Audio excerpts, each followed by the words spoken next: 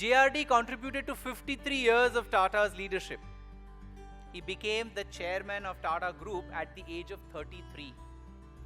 And he called it a mental aberration of the directors, a momental mental aberration of the directors for having selected him as the chairman. Now this is said by a person who is the only corporate captain to be conferred the Bharat Ratna, and who in fact lobbied that he should not be given the Bharat Ratna because he doesn't think he has done something big enough. And after being conferred the Bharat Ratna, his vision for India was that a set of economists have recently predicted that India will be a superpower in the 21st century. I don't want India to be a superpower. I want India to be a happy country. See, this is what distinguishes a manager from a leader, and a leader from a statesman, and a statesman from a visionary. This is the metal which makes for visionaries who define centuries. They don't think quarter to quarter. They think century to century. And that's exactly what JRD did. In the post-independence era, chemicals, automobile, and several other industries which were crucial to India's growth requirements and which again involved long gestation periods were invested in by the Tata Group companies. Interestingly, the formation of Lakme will be a little humorous anecdote I'll share. The government of India under Prime Minister Nehru banned all imports of non-essential commodities. We all know Lakme, right? The famous cosmetic brand. So all the non-essential commodities imports were halted. Within a week, the women of the households of the leading civil servants gherowed the Prime Minister's residence, gherowed his office, and said that how can women survive without cosmetics? They made a representation to the Prime Minister's household, and Mrs. Gandhi was the host at Prime Minister Nehru's household, and they made an appeal to her that how can we have no cosmetics for women? That's when the Prime Minister reached out to several corporations, including the Tatas, that why shouldn't we start indigenous manufacturing of cosmetics? That's how Lakme came into existence, resembling the word Lakshmi and also a French opera of that name. You'd also be amused to know that the 501 soap, which we used for long years, you would remember, 501 for washing clothes. So these were the brands which defined India for several decades. That number 501 came because there was a famous European washing soap which was called 500. So in our patriotic fervor, we said we can do better, so they named it 501. And that soap went on to define the Indian laundry industry for several decades. So JRD's years saw the formation of several landmark companies: Tata Motors, Tata Chemicals, Tata Tea, Tata Finlay, which eventually became Tata Tea, which became the company with the largest plantations in the world. TCS, which was started as a small data processing unit in 1962 and then became a division. And Mr. F.C. Kohli's role in the formulation of TCS at that time, he told JRD that I cannot be heading this because I don't know much about computers. So JRD seems to have told him, nobody else knows much either, so you are better off. Go ahead.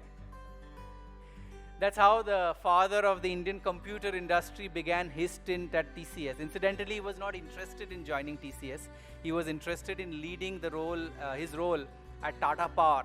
But because he had done some work with the usage of computers in Tata Power, they thought he will be the best fit for the Tata Consultancy Services, which eventually has become today the poster boy of Indian IT industry.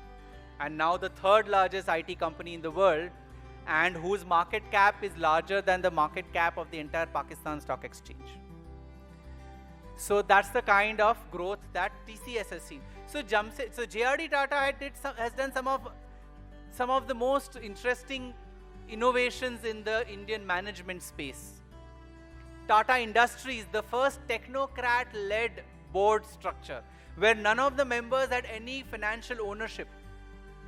There were lawyers, tech wizards, financial wizards, policy makers with no ownership of the company sitting on the board so that they can act as a think tank. He was perhaps the first to start a personnel department in India at Tata Steel. Until then, there was no personal department as an important department in India. That's what the research says. He was the first to start a department of PR, a department of economics and statistics in the early 1940s. He was the first to start a kind of a business school for corporates. The Tata Management Training Center, which is housed in Pune, was envisaged even before IIM Ahmedabad and IIM Calcutta came into existence. Some of the most fascinating introductions, and then of course the favorite area, corporate social responsibility. In 1960s and 70s, when the tax contribution of India increased 450%, the highest slab of taxation was 97.5%. You add wealth tax to that, and Indians were expected to spend, or rather pay 105% tax.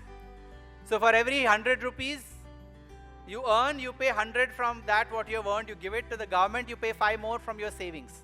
That's what has given birth to the black economy, which for 50 years ago. And we complain today about high taxes.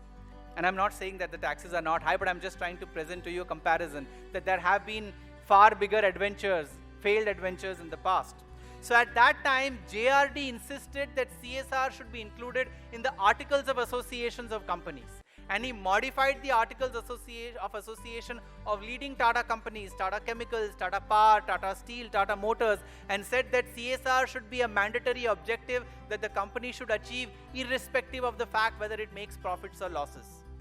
At a time when Prime Minister Narasimha Rao called upon the corporations first time after the economic liberalization that they should contribute to CSR, Dr. Jamshed Irani did an analysis of the contribution of the Tatas to CSR, while Narasimha Rao had suggested about 2% investment. Their analysis showed that the Tata's contribution to CSR over almost 20 decades prior to economic liberalization varied between 4% to 20% of profits.